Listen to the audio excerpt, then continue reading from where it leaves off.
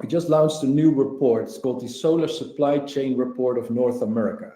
And now, one of the topics of today's webinar is about onshoring. And I think everyone knows that in North America, USA, Canada, Mexico, they're bringing online lots and lots. Starting off globally. So on the top here, you can see the annual installed solar PV capacity by continent. So from 22 to 26.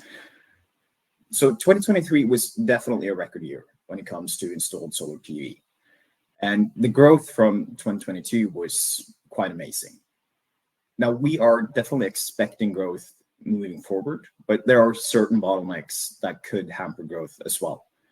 So one of those would be for the supply chain. It's not really an issue at all when it comes to capacities. So here you can see the active and announced global manufacturing capacities. So polysilicon up to the left, then you have wafer, cell, and module. And these are active and announced, so not really what we forecast, meaning that we can tie these capacities to either active producing projects or announced projects.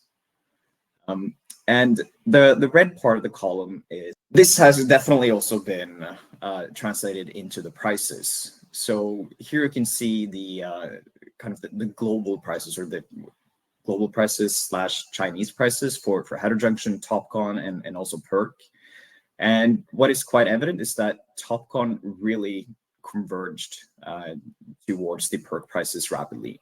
And that kind of goes to show just the amount of capacities that came online for TOPCon last year. Now, heterojunction is also dropping. A lot of this drop is due to lower feedstock prices, just translating along the entire value chain.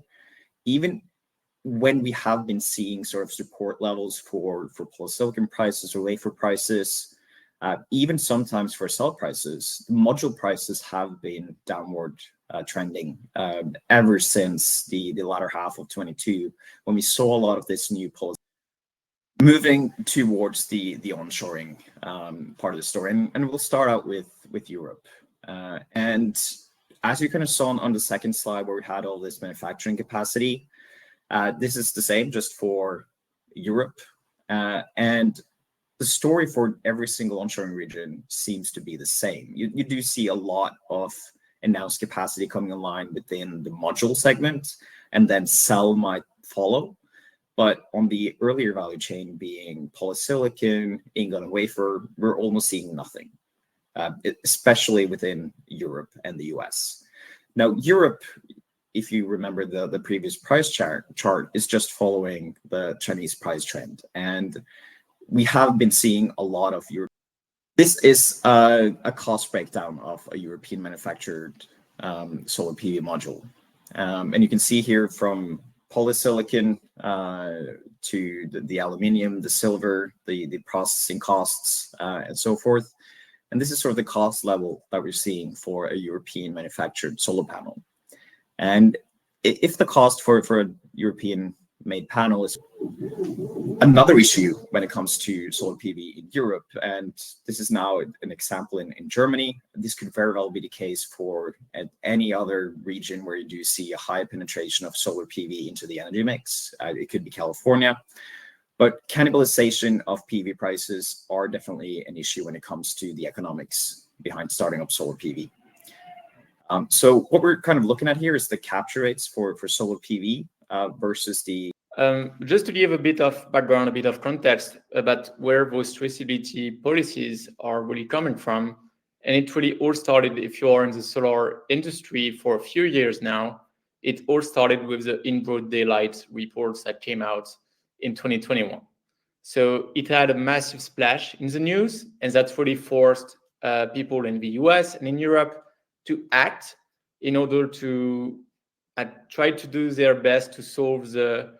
But so what do they ask as part of this UFLPA? And in February of last year, they released this checklist.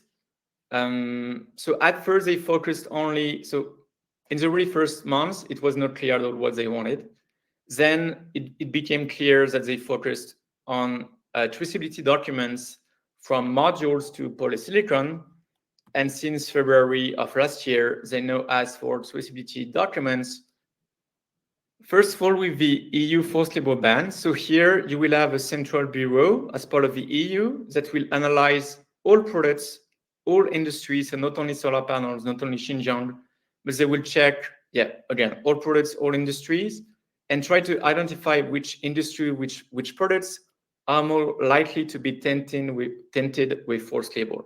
So it could be, if you think about, I would say, the famous examples, it could mean like for the fashion industry related to India, related to Southeast Asia, or also, as we have seen with the UFLPA solar panels being made with polysilicon. Visit Sinovoltaics.com to learn more.